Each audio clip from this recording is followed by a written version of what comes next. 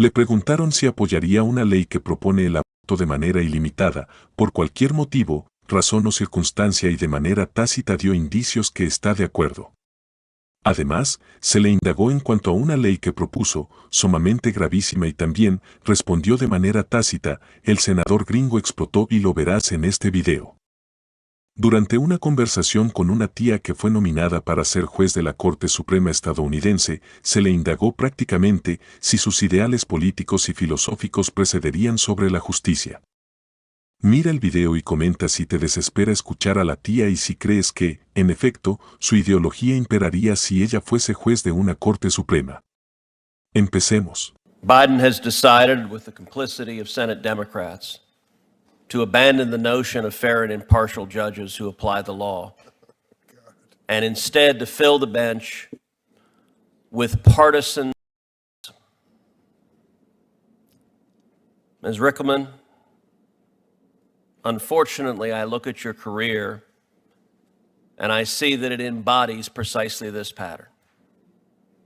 You have spent the majority of your professional life as an extreme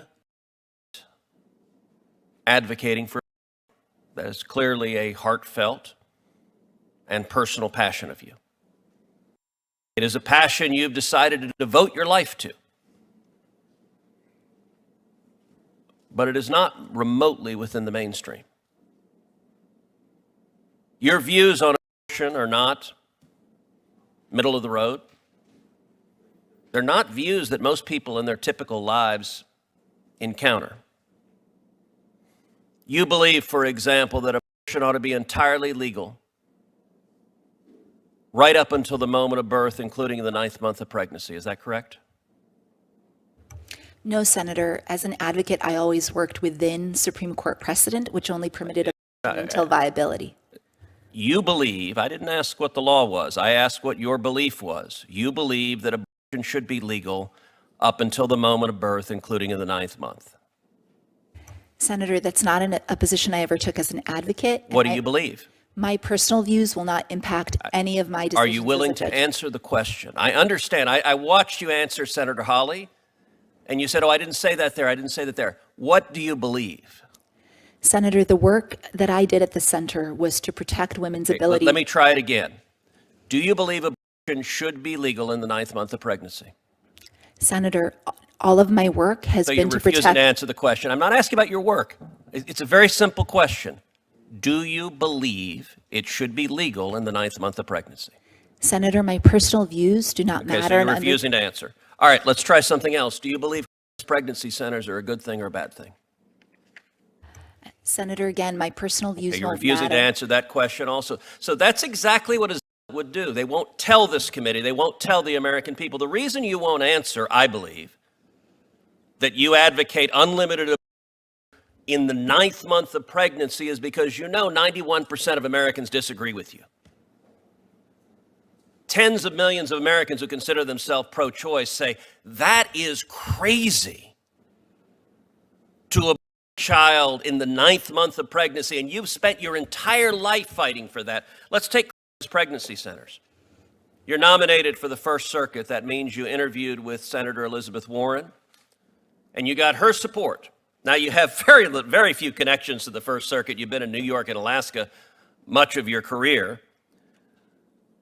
Senator Warren has said, quote, with Roe gone, it's more important than ever to crack down on so-called pregnancy centers that mislead and deceive patients seeking care. Do you agree with Senator Warren? Senator, as an advocate, I only worked on cases I didn't ask what you have advocated for. I asked, do you agree with Senator Warren? Senator, under the Code of Judicial Conduct, which applies to nominees, I'm not allowed to share personal views. You're not allowed, judicial nominees are not allowed to have any personal views on any issues of public policy? Is that your testimony to this committee? The Code of Judicial Conduct does specifically say that it would be inappropriate to share any personal views as a nominee because it would suggest that I could prejudge issues. And so Senator Warren has filed legislation that would shut down pregnancy centers all across the country, denying women care that they need and want. Do you agree with that legislation?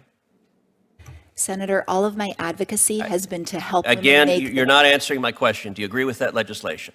Senator, it would be inappropriate for me to comment on pending have legislation. you seen that legislation? I have not, Senator. Have you discussed that legislation with Senator Warren or her staff? No, absolutely not. So let me ask another question. As you know, the Dobbs opinion was leaked. It's one of the greatest violations of trust in the Supreme Court in the history of this nation.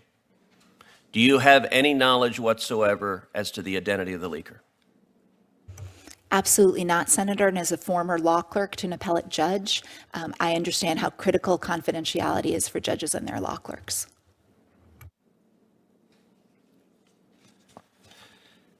You wrote a law review article advocating against DNA testing for the view you advocated has been rejected by the Supreme Court. It's not good law. Do you still maintain your belief then that it was unconstitutional to take the DNA? Senator, the Supreme Court has determined that issue, and I will faithfully follow the Supreme Court's decision as I will follow all of their decisions. It does not matter if I agree with the Supreme Court's decision. But do you agree? I get to decide if it matters. You get to decide how to answer the question. Do you agree with the decision? Senator, it would be inappropriate for me to comment on So there's Supreme Court literally decisions. nothing you're going to answer. Las preguntas y aseveraciones del senador son en pro de determinar si la tía en cuestión será imparcial al ejercer dictámenes. La imparcialidad de un juez de una Corte Suprema es fundamental para el correcto funcionamiento del sistema judicial y para garantizar la confianza pública en la administración de justicia. La imparcialidad es un principio fundamental para asegurar que todas las partes involucradas en un caso sean tratadas de manera justa e igualitaria. Un juez imparcial no muestra favoritismo hacia ninguna de las partes y toma decisiones basadas en la ley y los hechos presentados en el caso. Cuando la ideología impera en el sistema judicial, pueden surgir una serie de problemas que afectan la imparcialidad y la justicia del proceso. La ideología puede influir en la manera en que los jueces interpretan y aplican la ley, llevándolos a mostrar favoritismo hacia ciertos puntos de vista o grupos. Esto puede resultar en una falta de imparcialidad en la toma de decisiones judiciales. La ideología puede llevar a sesgos en las decisiones judiciales, donde los jueces pueden favorecer ciertos argumentos o posiciones políticas debido a sus propias creencias personales. Esto puede afectar la justicia del sistema judicial. La percepción de que la ideología influye en las decisiones judiciales puede socavar la confianza del público en el sistema judicial. La falta de confianza puede debilitar la legitimidad de las instituciones judiciales y afectar la estabilidad social. Cuando la ideología impera en el sistema judicial, puede contribuir a la polarización de la sociedad.